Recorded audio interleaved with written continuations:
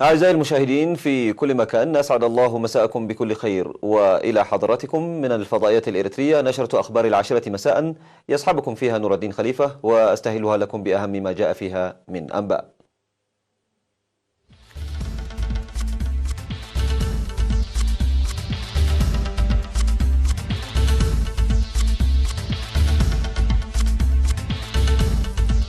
اختتام مهرجان الإريتريين في دول اسكندنافيا. تقييم برامج الرعاية الاجتماعية في جنوب البحر الأحمر. جراحة العيون في مدينة نقطة. بكين وواشنطن تستأنفان مفاوضاتهما التجارية. مقتل 17 في تحطم طائرة عسكرية باكستانية. ودرجات الحرارة تواصل تسجيل أرقام قياسية في أوروبا. كان ذلك موجز النشرة، وإلى حضراتكم الأنباء بالتفصيل. اختتم في 28 من يوليو مهرجان الإريتريين في الدول الإسكندنافية، الذي افتتحه مستشار الرئيس السيد يمانة قبرأب يوم 25 من يوليو تحت شعار الثبات على الصمود للتنمية. وأوضحت لجنة التنسيق الاحتفالات أن المهرجان شارك فيه أكثر من 10,000 مواطن من جميع الدول الإسكندنافية وضيوف مدعوين، وشمل برامج ثقافية وفنية ومعرضا للصور وقرية النضال والخدمة الوطنية وسمينارات حول أوضاع البلاد وفعاليات أخرى. وقدم مستشار الرئيس السيد يمانة قبرأب توضيحا في المهرجان حول الأوضاع الراهنة في البلاد والبرامج المستقبلية للحكومة والتطورات الإقليمية، كما أجاب على أسئلة واستفسارات الحضور. من جانبه قدم مسؤول مركز الخرائط والمعلومات في مكتب الرئيس المهندس العقيد جيتاتشو مرهاتسين شرحا مصحوبا بالخرائط والصور حول أولويات برامج الخدمة الوطنية وتنفيذ الخطط قريبة وبعيدة الأجل، كما عقدت سمينارات بالمهنيين والفنانين بشأن الرعاية الصحية والتاريخ والفن ومجالات أخرى. وتم في ختام المهرجان تقديم الجوائز للفائزين في مسابقة شنغروا وشهادات تقديرية لمشاركات الدور والأقاليم والمدن والاتحادات وقرية النضال والخدمة الوطنية. وأوضح المشاركون بأن مهرجان هذا العام عبر عن صمود وتضحيات الشعب الإريتري ومرحلة السلام الجديدة.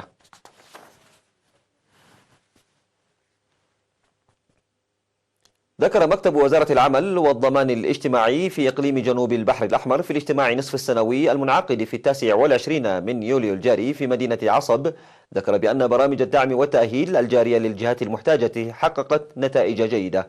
وقدمت في مناسبة التقييم الذي شاركت فيه وزيرة العمل والضمان الاجتماعي وحاكم الإقليم تقارير فيما يتعلق بالأنشطة المنجزة في العمل والرعاية والضمان الاجتماعيين بالنظر إلى الإيجابيات والتحديات، وقدمت آراء وتوصيات وأفكار حول إنجاح البرامج الموضوعة للتنفيذ. وبموجب التقارير المقدمة تم تأهيل 30 أسرة بالمواشي تقدر قيمتها ب300 ألف نقفة، فيما لا زالت تنظم دورات تأهيلية مهنية لرعاية الأسر. وأوضح في المناسبة عن ضرورة تشجيع المؤسسات والأشخاص الذين يتخذون خطوات نموذجية تتمثل في دعم ومساعدة أسر الشهداء إضافة إلى الدعم الحكومي. وألقت وزيرة العمل والضمان الاجتماعي السيدة لؤول قبرأب كلمة أوضحت فيها أن تأمين الرعاية الاجتماعية للمواطنين هي من أولويات الحكومة الإريترية، مشيدة بالناشطين في هذا المجال لتنفيذ البرنامج في الوقت المحدد، متحملين تضاريس الإقليم وبعد المناطق وصعوبة المناخ، ومشيرة إلى وجوب استمرارية العمل بوتيرة عالية. من جهته دعا حاكم الإقليم السفير محمد سعيد منتاي إلى ضرورة تقييم التأثيرات الناجمة عن الخطوات المتخذة لمساعدة ودعم الجهات المحتاجة لتكون أكثر فعالية. وقدمت في المناسبة أفكار بناءة تساعد على فعالية وجودة الأعمال عبر الأعضاء القادمين من المكتب المركزي.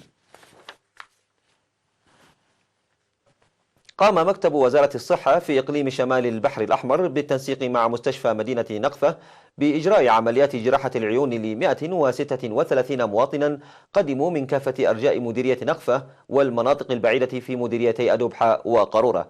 وأوضحت الدكتور سامييل كابادي المشرف على العمليات التي جرت في الفترة من 20 وحتى 28 من يوليو الجاري أوضح عن نجاح عمليات جراحة العيون التي جرت بالقدرات المحلية بفضل حملات التوعية الجارية مسبقا، وأشار إلى إجراء فحوصات العيون لأكثر من 1600 مواطن حيث وزعت عليهم النظارات الطبية. من جهته ذكر المدير الطبي لمستشفى مدينة نقفة السيد محرة أب أسقدوم عن كثرة الإصابة بأمراض العيون في المديرية، وأن الحملة التي استمرت لفترة 10 أيام لإجراء الفحوصات والعمليات الجراحية أدت إلى إنقاذ المواطنين من متاعب مالية وطاقاتية، إضافة إلى دورها الكبير في التقليل من المشاكل.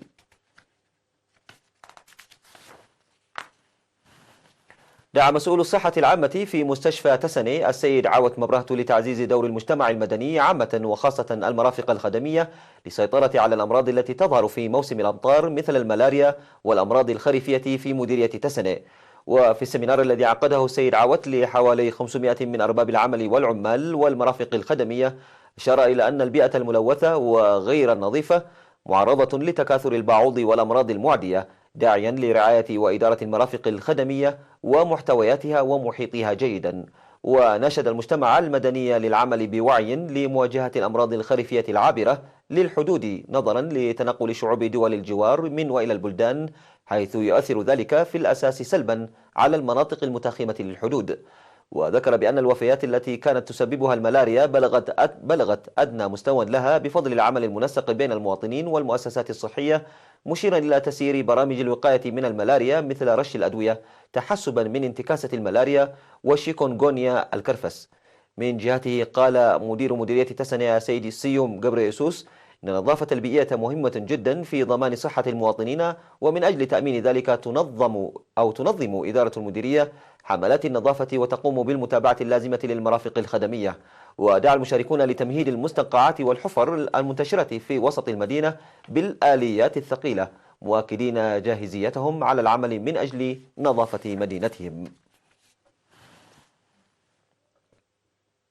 مشاهدينا الكرام، كانت تلك أخبارنا الداخلية. فاصل قصير وأوافيكم بالأخبار على الصعيد العالمي، ابقوا معنا.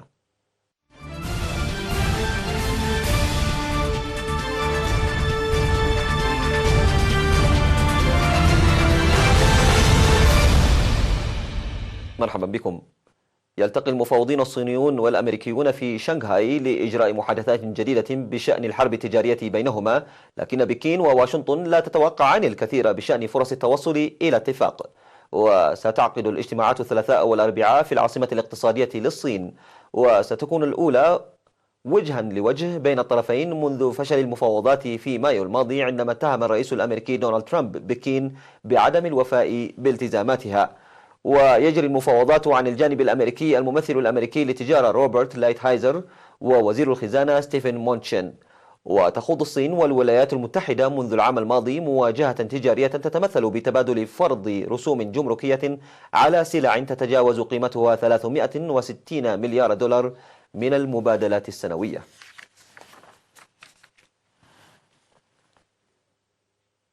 تحطمت طائرة عسكرية باكستانية كانت في رحلة تدريبية في مدينة روالبندي، مما أسفر عن مقتل كل طاقمها وعددهم 5، بالإضافة إلى 12 مدنيا واشتعال حريق خلف أنقاضا ينبعث منها الدخان.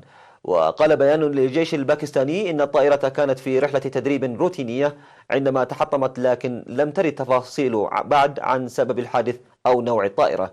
ونقل عمال إنقاذ عسكريون ومدنيون ما لا يقل عن 12 مصابا إلى مستشفيات في المدينة، وأخمدوا الحريق تاركين خلفهم أنقاض منزل يبدو أنه وقع عليه الضرر الأكبر من تحطم الطائرة. وأحاط الجيش ومركبات إنقاذ ومسؤولو أمن بموقع الحادث في قرية على مشارف مشروع تعمير سكني. وتقع روالبندي على مقربة من العاصمة إسلام آباد، وهي مقر الجيش الباكستاني.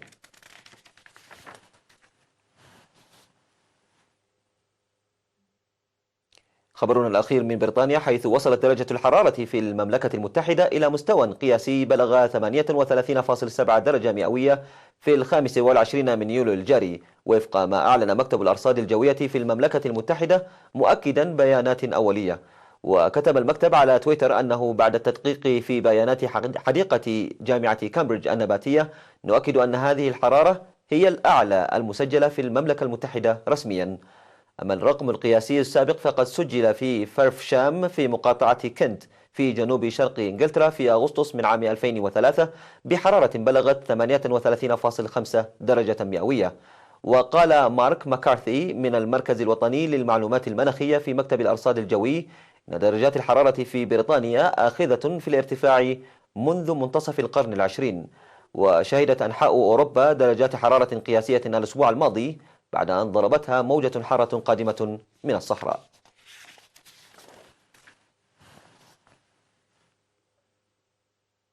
قال والد رجل هندي عضه ثعبان إن ابنه انتقم لنفسه وعض الثعبان وقتله.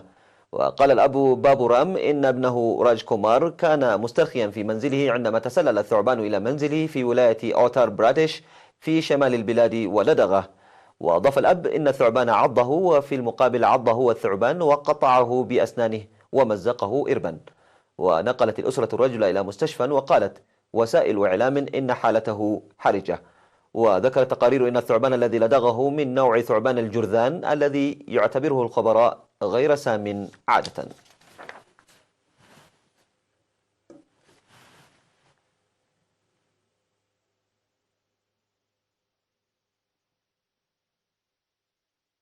نهاية نشرة الأخبار لهذا المساء. أعزائي المشاهدين من الفضائية الإريترية، تقبلوا تحياتي وإلى اللقاء.